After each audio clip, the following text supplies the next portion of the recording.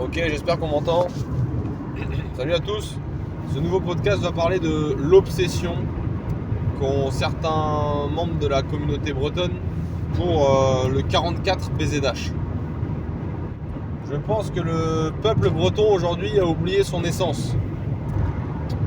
On ne sait plus comment incarner la culture bretonne, comment l'incarner au quotidien, que ce soit dans la manière de faire la fête, que ce soit dans la manière de s'habiller, que ce soit dans la manière de penser le monde, que ce soit dans la manière de cultiver le sol, mais n'en demeure pas moins en nous cette appartenance.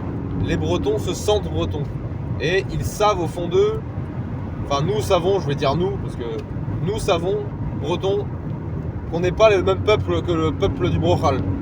Et beaucoup de potrettes de chez nous ne l'ont pas conscientisé, mais c'est une sensibilité, c'est comme ça.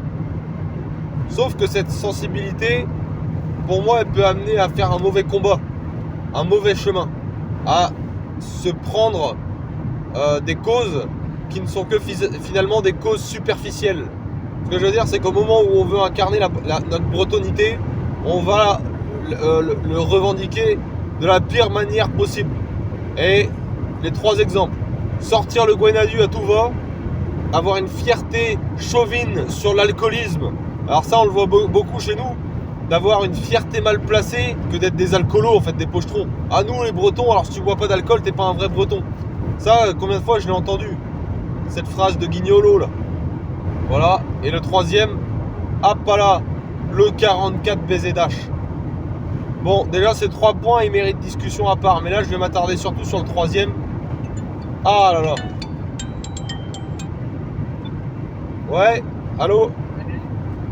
Ouais, ça va toi? Ouais, je suis en route là. Je suis en train d'enregistrer une nouvelle vidéo sur le 44 BZH, que c'est une connerie, c'est un faux combat. Nous, par exemple, les Bretons, on n'attend pas que le Vatican nous autorise à canoniser quelqu'un pour savoir qu'il est saint. Il est saint et puis c'est tout. Si on côtoie un Hervé Le Guélec de chez nous pendant des années, c'est un gars du village, on voit bien que c'est un bon, il était religieux, il était pieux, et ben à sa mort, et ben ce sera le saint Le Guélec, et c'est tout. C'est comme ça que fonctionnent les Bretons. Et il y a toujours eu une manière indépendante de concevoir la vie, la religion, le peuple, la politique. Les Bretons sont des indépendants. Ça veut dire que si pour nous, en tant que Bretons, le 44 est BZH, qu'est-ce que ça va changer que Johanna Roland va t'autoriser à le mettre sur ta plaque d'immatriculation? Ils savent pas ce que c'est que d'être Breton. Mais ils le sont, ils ont envie de l'être. Et ça, c'est pas mauvais. Le feu, il est encore en nous. Les braises sont là, elles sont toujours là, elles n'ont jamais disparu. C'est dans le sang, c'est dans les veines, c'est dans le poids de notre parler, c'est dans nos murs quand on se balade dans les rues de Douarnenez, quand tu vas à Saint-Paul-de-Léon, c'est dans notre paysage quand tu vas dans les Ménézarets. Être breton, c'est en nous. Et donc il l'exprime de manière vulgaire en fait. Il va sortir le Gwenadu et il va dire qu'il mange du couignamande. Il va pas être agacé de voir qu'à chaque fois qu'on représente une Bretonne, on en fait une bigoudaine. Et à chaque fois que tu vois la bigoudaine qui est représentée quelque part, c'est à des fins financières, on te ressort la traditionnelle bigoudaine pour vendre des gâteaux à la con là, à des touristes.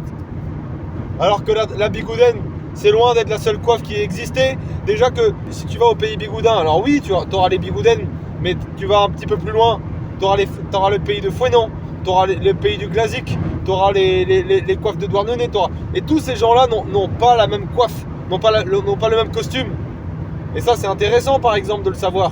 Et les Bretons sont pas au courant. Pour eux, la coiffe, c'est la coiffe bigoudaine et c'est tout. Mais c'est pas vrai.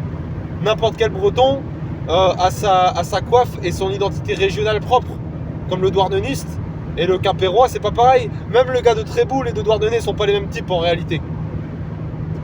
Pour revenir au gars qui va aller manifester devant la mairie de Johanna Roland, la maire de Naonnet, et qui pour lui, le 44 est BZH, qu'il aille pas le crier sur tous les toits.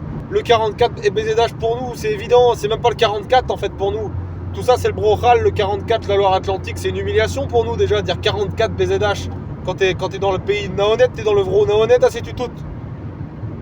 Donc c'est pas de sa faute à ce gars, je lui jette pas la pierre. Si le mec il fait de la bombarde, bah, qu'il aille faire du camp d'un discount dans un bistrot, qu'il apprenne le vrai zonec et qu'il se comporte tout simplement comme un breton, que sa femme porte la coiffe. Tiens, t'as qu'à aller à la boulangerie du coin en portant la coiffe, en portant le choupen. Tu feras beaucoup plus pour ton pays qu'aller quémander à l'oppresseur de chez nous. Un gars qui sait jouer de la bombarde, il a une valeur chez nous. T'as qu'à aller jouer de la bombarde, la faire sonner dans la rue, mais juste parce que t'es sorti de chez toi, t'as été boire un coup avec ton mignon, tu te poses à une dalle à côté du Cresquer, à Neuzé, tu sors la bombarde, c'est tu tout. Et là, t'incarnes la Bretagne pour de vrai. Parce que tu vas le faire en Loire-Atlantique, tu vas le faire dans le Vrona-Honnête. Et là, on sera en Bretagne dans le Vrona-Honnête. Il n'y aura pas besoin de toutes ces conneries de revendication. Si t'es breton, tu incarnes et c'est tout. Le jour où les Bretons décideront d'incarner et de faire comme leurs ancêtres, c'est-à-dire se faire fichette pour aller se balader dans le Kreisker, et ben là, pour le coup, ça me parlera. Parce qu'on est un peuple et on est un peuple vivant. On n'est pas un peuple mort qu'il faut enterrer dans un musée en allant au festival de Cornouailles et en applaudissant les cercles celtiques. C'est ça le pays breton. C'est apprendre à faire sans l'autorisation des gens au-dessus. Et on n'est pas un peuple qui quémandons aux autorités, s'il vous plaît, 44 BZH. En tout cas, merci à tous d'écouter Portrait d'Arvro. Je sais que de toute façon, ça fait pas beaucoup de vues tout ça. Je compte raisonner avec moi en vidéo sans forcément avoir à traduire. Parce que pour moi, c'est normal. On est breton, on doit apprendre le breton, c'est notre devoir. Et on peut l'incarner, cette langue. On peut encore l'incarner. On a les pierres de nos églises qui tiennent encore debout. On a les régos de chez nous qui comptent encore le vrai zonec. On a encore les vieux bistrots du coin qu'il faut alimenter pour faire parler la vie locale. On a tout pour relancer la roue qui s'est arrêtée. Recoller un maillon de la chaîne qui a été découpé. On peut faire une soudure et repartir.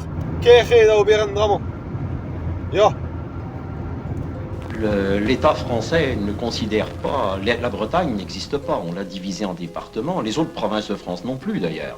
Pour l'État français, il n'y a pas d'Alsaciens, ni de Basques, ni de Corses, etc. Il n'y a même plus de Morbihanais ou de gens des Côtes du Nord, des gens du Finistère. Il n'y a plus que des gens qui appartiennent à un numéro, c'est-à-dire qu'ils sont en département 35 ou 56, c'est-à-dire il y a une crise d'identité qui va naître un jour, parce que personne évidemment ne s'identifie avec le numéro 35 s'il est d'Ille-et-Vilaine, ou 56 s'il est du Morbihan.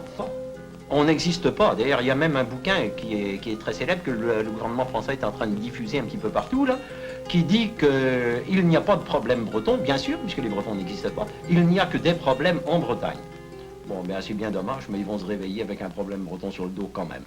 Malgré toutes les atteintes que l'on a pu faire aux Bretons, les Bretons sont toujours Bretons, et ils resteront toujours Bretons, aussi longtemps qu'il y aura des gens qui s'appelleront le Cause ou qui s'appelleront Gourlaouen, ou bien aussi longtemps qu'il y aura des villes qui s'appelleront Guerlesquin ou Plonévé-Zarfau, il est bien évident qu'il y aura des gens en Bretagne qui se poseront la question de savoir, mais qui est-on? Pourquoi je m'appelle Le Guen? Pourquoi je ne m'appelle pas Durand ou Dupont comme tout le monde?